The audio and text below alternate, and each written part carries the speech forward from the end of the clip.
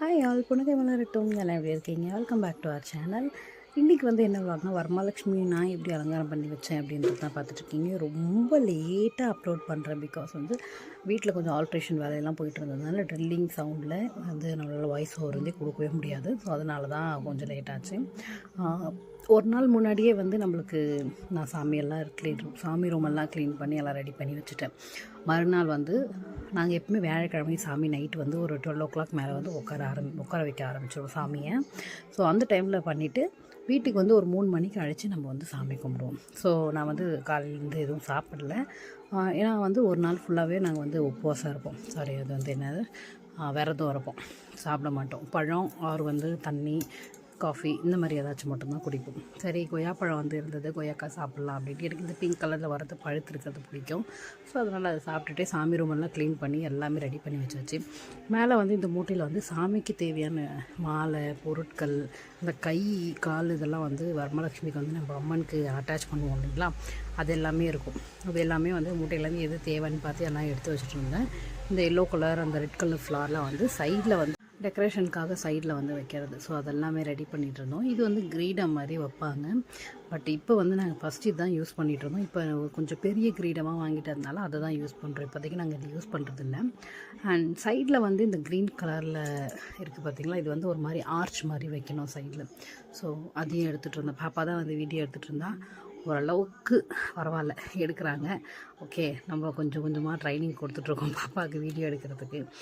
கை காலெலாம் எப்படி வைக்கணும், எந்த மாதிரி அரேஞ்ச் பண்ணணும் அப்படின்றத பார்த்துட்ருக்கோம். எப்போவுமே வந்து நாங்கள் டெக்கரேஷன்ஸும் அலங்காரம் எது பண்ணாலும் நான் பண்ணுவேன். பட்டு சாமி வந்து உட்கார வச்சு சாரீ கட்டுறதுலாம் வந்து அத்தை தான் பண்ணுவாங்க. நான் இந்த 13 இயர்ஸில் நான் வந்து பண்ணதில்லை. பட் இந்த டைம் வந்து எல்லாமே டாப் டு பாட்டம் ஃபுல்லாக எல்லாமே நான் மட்டுமே பண்ணேன். மற்ற டைமில் வந்து எல்லா வேலையும் நான் தான் செய்வேன்.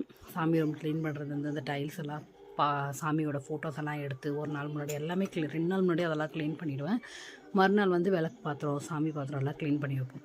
பட்டு சாமி உட்கார வச்சு அந்த சாரீ ட்ராப் பண்ணுறது எல்லாமே வந்து மாமியார் தான் பண்ணுவாங்க. பட் இந்த வாட்டி வந்து அவங்களுக்கு கொஞ்சம் உடம்பு முடியல, வீட்டில் வேலை போயிட்டு இருந்தது, கடைக்கும் போயிட்டு வியாபாரம் பண்ணணும் அப்படின்றதுனால அத்தை வந்து கொஞ்சம் இதுவாகவே இருந்தாங்க. சரி நீயே பண்ணுமா அப்படின்னாங்க. ஃபஸ்ட்டு ஒரு சாரீ எடுத்துகிட்டு வந்திருந்தாங்க. அந்த சாரீ வந்து கொஞ்சம் டேமேஜாக இருந்தது. மறுநாள் வந்து அவங்க சரி கடையில் போய்ட்டு மாற்றிட்டு வரலாம் அப்படின்னும் 10 ஆகிடும், கடை வந்து திறக்கவே இல்லை.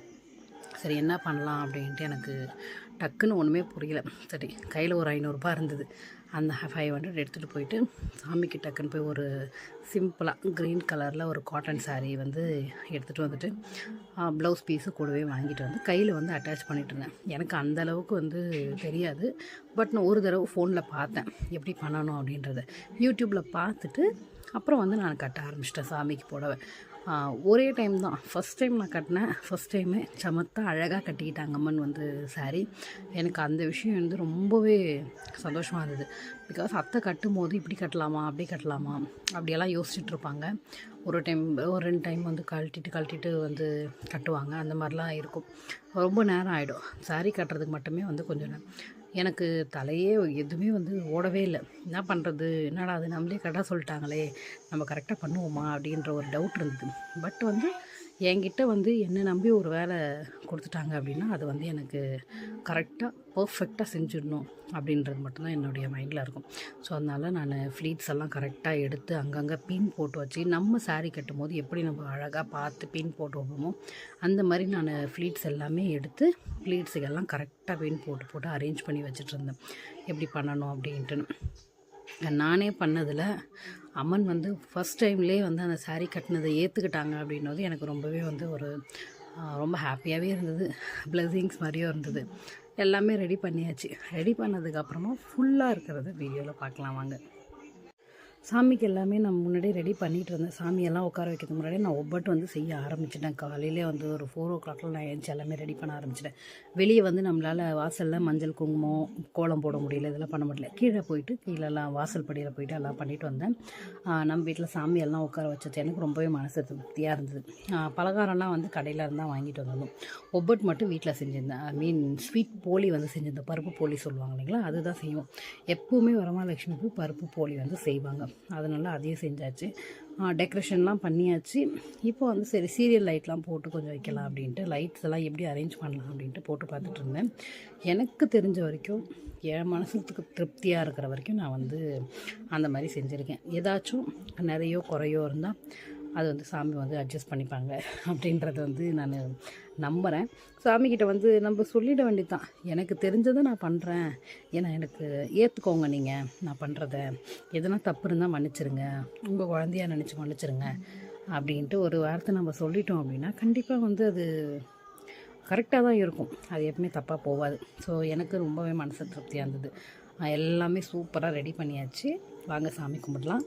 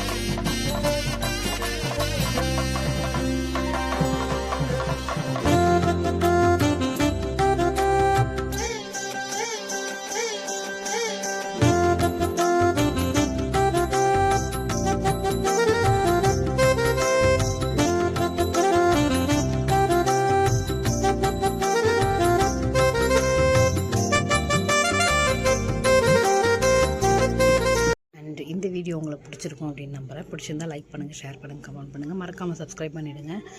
ரொம்ப தேங்க்ஸ் ஃபார் வாட்சிங். கடவுள்கிட்ட எல்லாருமே பிளெஸிங்ஸ் வாங்கியிருப்பீங்க அப்படின்னு நான் நம்புகிறேன். புன்னகை மலரட்டும். பாய்.